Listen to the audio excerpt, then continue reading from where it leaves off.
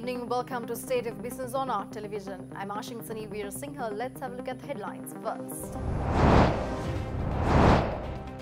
Sri Lanka's plan to achieve 70% of national electricity production via renewables commended by German ambassador to Sri Lanka. Southern Province Governor stresses that the drinking water issue in Galle is grave. News in detail. Country Director GIZ Sri Lanka Christiane Infeld assures that German government and the GIZ Sri Lanka is always ready to assist Sri Lanka to achieve its ambitious target of going for renewable energy soon. GIZ Country Director made this assurance addressing a function to appreciate winners of the Green Energy Champion 2019 Sri Lanka, which took place on Tuesday at the GIZ office in Colombo. The Green Champion 2019 Sri Lanka competition was funded by the German Federal Foreign Office as funded by GIZ Sri Lanka, Sustainable Authority of Sri Lanka and the Ministry of Power. The government sector entry was won by the Kulyapitiya Pradeshia Sabha for its biogas waste management system, a rooftop solar system and promotion of sustainable practices among the community. One of the startup enterprises, Thermal R Industries, received the award in the private sector category for its innovative pilot project which sought to convert two-stroke three-wheeler engines to electric drive. The Green Champion 2019 Sri Lanka competition was funded by the German Federal Foreign Office as funded by GIZ Sri Lanka, Sustainable Authority of Sri Lanka and the Ministry of Power. The government sector entry was won by the Kulyapitiya Pradeshia Sabha for its biogas waste management system, a rooftop solar system and promotion of sustainable practices among the community. One of the startup enterprises, Thermal R Industries, received the award in the private sector category for its innovative pilot project which sought to convert two-stroke three-wheeler engines to electric drive.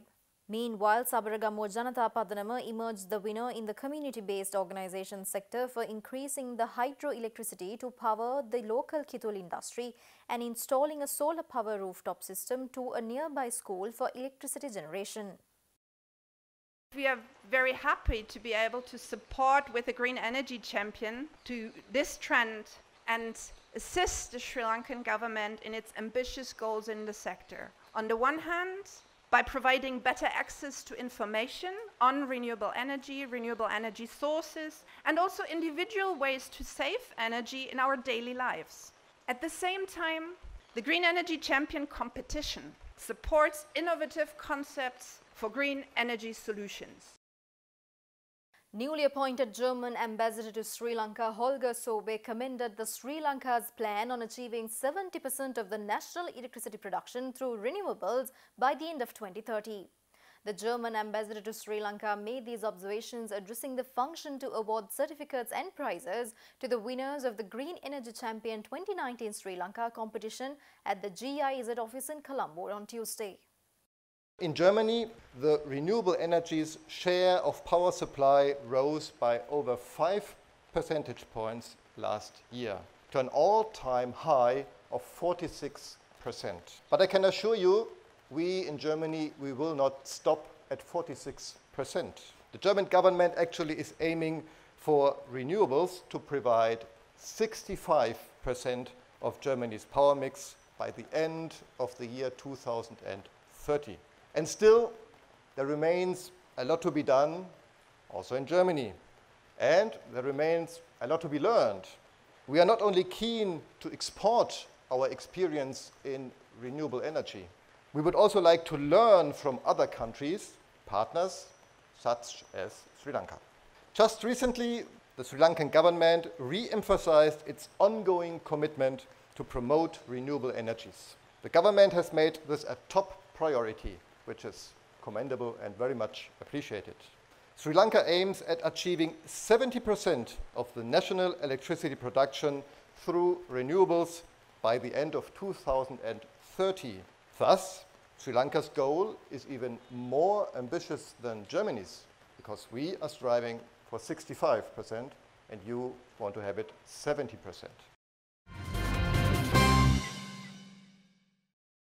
Governor of the Southern Province, Dr. Willie Gamage, stresses that the drinking water problem in Galle district is grave since it supplies only one-third of the drinking water requirement of the Galle city, and that the dialogue on addressing the drinking water issues in the Southern Province is very important.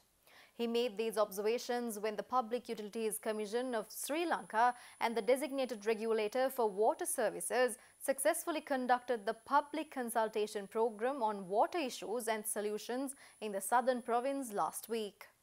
The Public Utilities Commission of Sri Lanka, the electricity sector regulator and the designated regulator for water services successfully conducted the public consultation on water issues and solution in the Southern Province last week with the participation of more than 200 water consumers, government officials and industry-related stakeholders submitting more than 40 drinking water issues in Southern Province and solutions for the issues. The PUCSL plans to visit every province in Sri Lanka to listen to the stakeholders on drinking water issues and the solutions to recommend policy advice to the government of Sri Lanka. Chairman of Public Utilities Commission of Sri Lanka, Professor Kitsiri Liyanage, noted that while nearly 70% of the world is covered by water, only about 3% of it is drinkable, and that in Sri Lanka the need for water is rising rapidly. It is noted that the pipe-borne water coverage of Galle district stands at 41.74%, Mathura at 51.52% and Hambantota at 87.4%. Accordingly, the total pipe-borne water coverage for Southern Province stands at 56.34%, statistics shows. Deputy Chief Secretary of Southern Province Nimal Indrajit stresses that people do trust the pipe-borne water provided by national water supply and drainage, and therefore an extra effort to expand the coverage is needed. He further said that there are enough water resources within the Galle district to cater to the needs, but managing those resources efficiently to supply for the needs is an issue. Meanwhile, the next drinking water discussions are planned in the Central Province and Eastern Province in this month.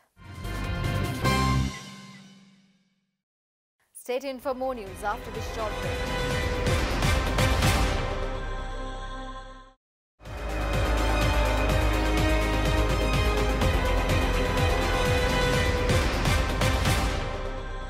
Welcome back after the break. Plantation Minister Dr. Ramesh Patrana stresses that the government would establish a new arm for research and development for the tea sector to boost value addition in the sector. Addressing the recent 126th Annual General Meeting of the Colombo Tea Traders Association, Minister further added that the government is considering curbing the processing of refuse tea in the country. Tea is not only a beverage now, it's gone above those normal means. Yes, in yesteryears, it was the most famous drink world over. Now we need to think laterally. A lot of cosmetic products. I've seen shampoos, hair care products, skin care products, and other means of producing liquor from tea and also producing different forms of alcohol from tea. This is probably the way forward. And in that regard, I wish to state the fact that we would work with the public sector and also with the help of the tea board to establish a different research arm to ensure that we produce more in relation to value-added products in the country, because it's become increasingly competitive in the world market, possibly to compete with the other products which are produced at a lower cost in India and Kenya. And also we have to critically look at the process of using refuse tea. So it has been over a period of time, we produce more refuse tea at the factory level. If you obtain good quality leaves and produce good quality tea, the refuse tea quantity should come down.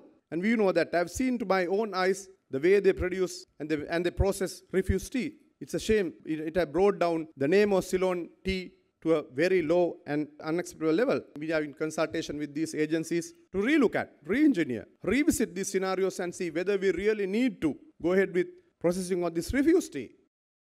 In the meantime, speaking at the 126th Annual General Meeting of the Colombo Tea Traders Association, Sri Lanka Tea Board Chairman Jayampati Molligoda reveals that the SLTB is working with the Sri Lanka Atomic Energy Board and the International Atomic Energy Agency in differentiating Ceylon tea from other origins of tea scientifically. He also emphasized the need to amend the Intellectual Property Act of 2003 before applying for geographical indication registration. Ceylon tea also has been registered where GI is not a requirement in other countries. However, there are some other countries the GI is a must. Geographical indication is the process to get the Ceylon tea registration. So this includes a procedure to differentiate unique characteristics of Ceylon tea from other origin teas. Let us establish the origin verification fingerprinting technique using the stable isotope technique or the analysis undertaken in collaboration with Sri Lanka Atomic Energy Board and in consultation with the International Atomic Energy Authority. They are confident of scientifically identifying using this stable isotope technique to differentiate Ceylon tea characteristics as opposed to any other origin. So that's the good news.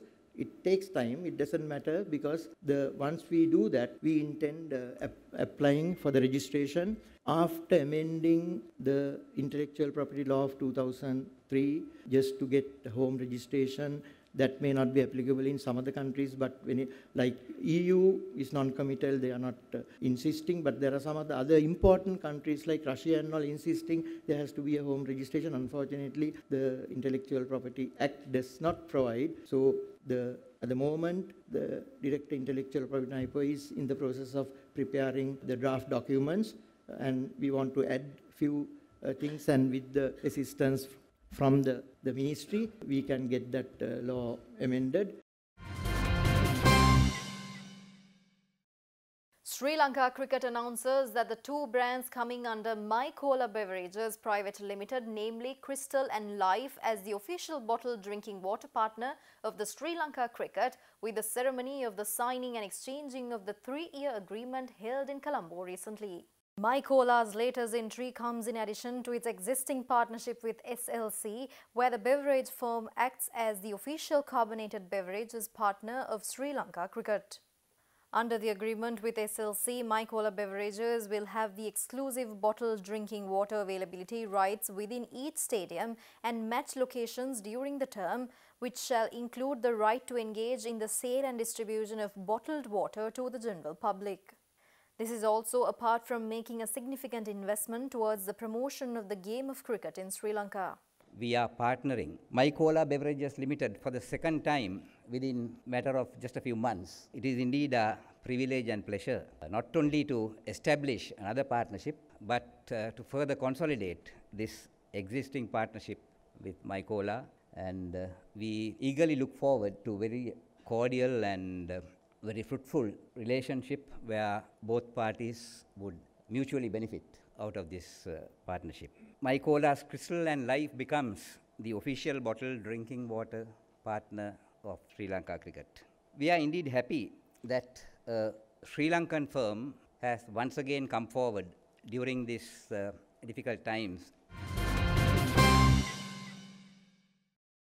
With that, we are winding up news for today. See you tomorrow with State of Business at the usual time. Until then, take care. Good night.